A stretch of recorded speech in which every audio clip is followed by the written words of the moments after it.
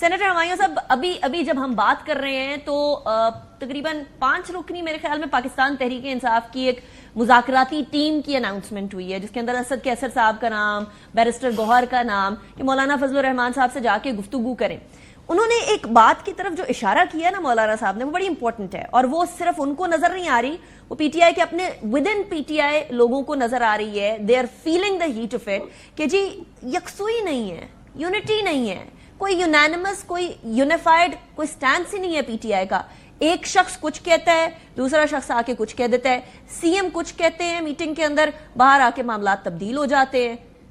کیا اس یکسوئی کے فقدان کے بعد مولانا فضل الرحمان صاحب سے کوئی سیر حاصل گفتگو ہو سکے گی؟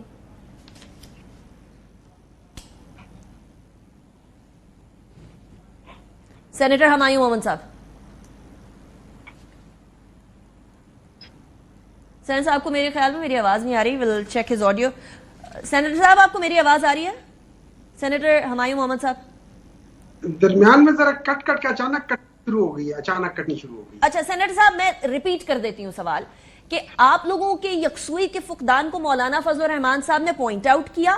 وہ پوائنٹ آؤٹ کرنے کے بعد اس ٹائم پر 5 رکنی کمیٹی بن گئی ہے پی ٹی آئی کی جو کہ مذاکرات کرے گی مولانا صاحب سے. وہ یکسوئی کا فقدان ختم ہوا ہے یا نہیں ہوا؟ بسم اللہ الرحمن الرحیم. ایاک نعبد و ایاک نستعین. دیکھیں یہاں پہ میں بالکل ایگری کرتا ہوں مولانا صاحب.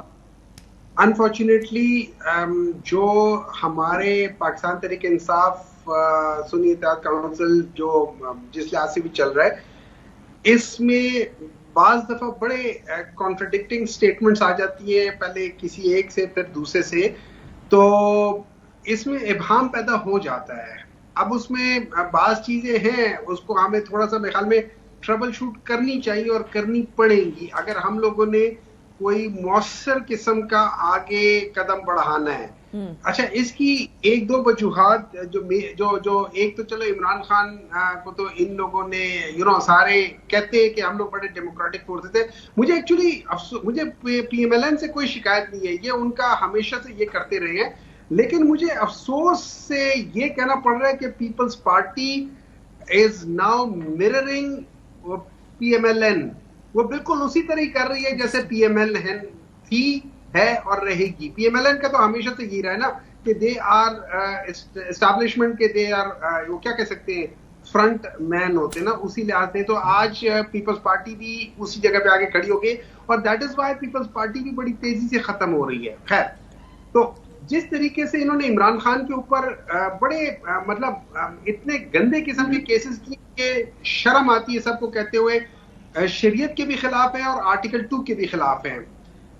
تو یہ جب کیسز کر لیں، لیکن مجھے اگر شاہ محمود قریشی صاحب باہر آ جاتے جو ان کے اوپر کیسز تو سائبر کے لحاظ سے تو ختم ہو گئے، تو باہر آ جاتے تو ہماری کچھ سٹیبلٹی آ جاتی ہے، جلدی آ جاتی یا بہتر ہو جاتی. تو میں اس جگہ پہ تو ایگری کرتا ہوں کہ اس کی وجہ سے تھوڑے سے ڈیسیجنز جو مولانا صاحب، میں کسی حد تک ان سے ایگری کروں گا کہ چلو آپ اپنے آپ کو کلیئرٹی لے آؤ.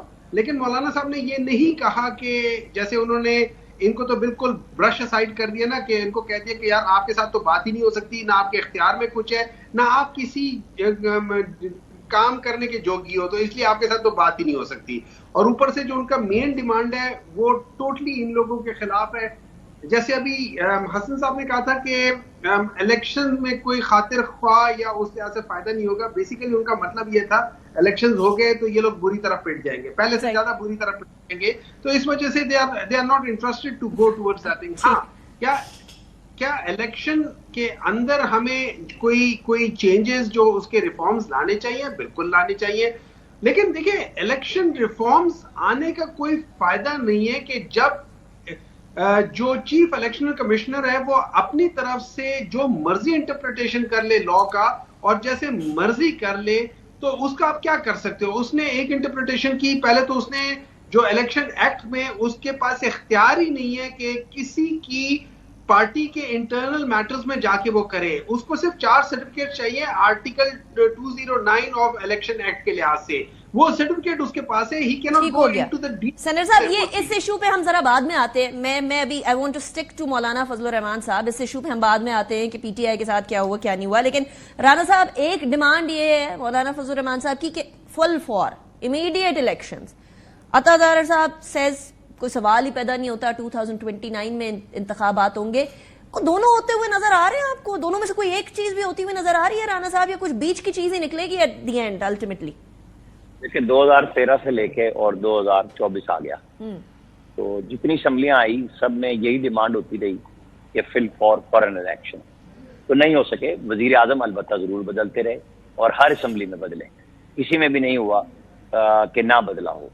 تو یہ تو ہے، پہلے نواز شریف، پھر شاہد خاقان، آپ دیکھ لیں، اس کے بعد عمران خان، پھر شہباز شریف. تو یہ تو ایک سلسلہ ہے ہمارے پاس چل رہا ہے مسلسل، اور یوں ہی چلے گا. ظاہر ہے جمہوریت میں عدم اعتماد بھی آتی ہے اور سپریم کورٹ کے فیصلے بھی آتے ہیں کہ وزرائے اعظم کو فارغ کیا جاتا ہے. یوسف رضا گیلانی کو بھی فارغ کیا گیا 2008 سے 13 میں، دیکھ لیں.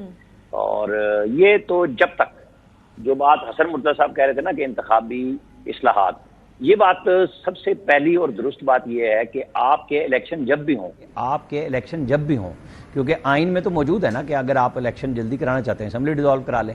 اور جب اس ول کے خلاف آپ اسمبلیاں ڈیزالو کرتے ہیں اسٹیبلشمنٹ کی، اور جب ایک سسٹم بنا ہوا ہے کہ اس میں آپ 2 صوبائی اسمبلیاں توڑ کے دیکھ چکے ہیں نہیں ہو سکے، تو پھر جو پریشر ہے یا تو وہ اتنا کام کہ نے ٹیک دیا ڈیالہ جیل جا کے، تو وہ بھی کامیاب نہیں ہو رہے. ان سے پی ٹی آئی کا پریشر، عوامی مقبولیت جتنی بھی ہے، مولانا فضل الرحمان ہی ہاتھ میں نہیں آ رہے.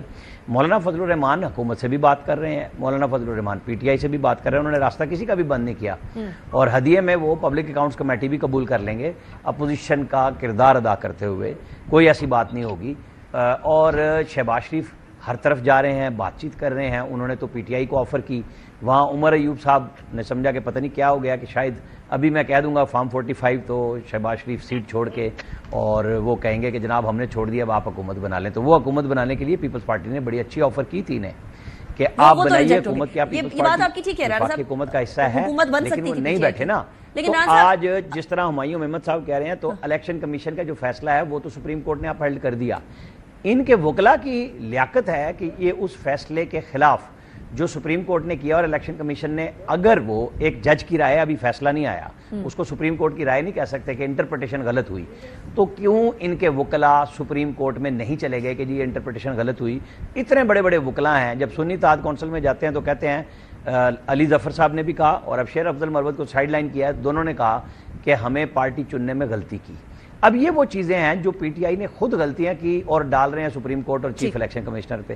اس طرح کام نہیں چلے گا، ان کو راستہ بنانا پڑے گا. یہ جو سوچ رہے ہیں کہ ہم ٹکر بھی اسٹیبلشمنٹ کو ماریں گے اور راستہ بھی وہیں سے بنائیں گے اور انہی کے گیٹ پہ جائیں گے، تو وہ نہیں بننا چاہ رہا. لیکن فی الحال تو کوئی راستہ نہیں. رانا صاحب دوسری طرف آپ نے ایک وہ بڑی لاجیکلی دس از رائٹ کہ وزیر اعظم تبدیل ہوتے رہتے ہیں، اسمبلی وہی چلتی رہتی ہے، باقی چیزیں تبدیل ہو سکتی ہیں. تو وزیر اعظم اگر ان کیس تبدیل ہو بھی جاتے ہیں تو پھر کون ہوگا نیکسٹ چوائس؟ کون ہوگی؟ پیپلز پارٹی سے؟ دیکھیں پیپلز پارٹی اور پی ٹی آئی ہاتھ میں لا لیں تو وزیر اعظم تو نہیں رہتا. لیکن ایک بات ذہن میں رکھیے کہ پیپلز پارٹی اور مسلم لیگ نون، یہ جو الائنس ہے نا، یہ اسٹیبلشمنٹ کی گارنٹی کے ساتھ ہے. یہ ایمینی صدارت اور گورنرز اور جو آئینی عہدے ہیں وہ سارے دے دیے گئے، اس کے پیچھے بھی ایک گارنٹی ہے. یا تو پھر جرت کر لینا کہ پھر ٹھیک ہے، پھر ہر ایک سے بغاوت کرنی ہے اور ہر ایک نے کرنی ہے، تو تینوں پارٹیاں بیٹھ جائیں، پیپلز پارٹی، مسلم لیگ اور پی ٹی آئی، کوئی ایشو ہی نہیں ہوگا. آپ نے اصلاحات کرنی ہے، 4 گھنٹوں کا کام ہے، آئینی اصلاحات، سب چیزیں پیپر تیار پڑے ہوئے ہیں. آپ نہ جائیں، آپ گیٹ نمبر 4 سے ہی مذاکرات کیوں کرنا چاہتے ہیں کہ جن کے پاس طاقت ہے ہم ان سے بات کریں گے؟ تو پھر آپ جن لوگوں کے پاس مسائل کا اس وقت حل ہے کہ آپ کو انتخابی اصلاحات چاہیے، آپ کو جو کچھ کرنا ہے وہ پارلیمنٹ ہی کر سکتی ہے. دیکھیں پارلیمنٹ پہلے 100 دنوں میں ریڈنڈنٹ تھی پی ٹی آئی کے نزدیک کہ وہ بیکار چیز ہے، لیکن آپ کو پتا ہے جیسے ہی معاملہ پارلیمنٹ کا آیا کہ جی یہ ایک استحکام پاکستان آپریشن کی بات ہوئی تو سب کو پارلیمنٹ یاد آ گئی. پھر وہ وزیر اعظم بھی وہیں موجود ہے اور پارلیمنٹ بھی، کہیں ایک جگہ پہ کھڑے نہیں ہو رہے.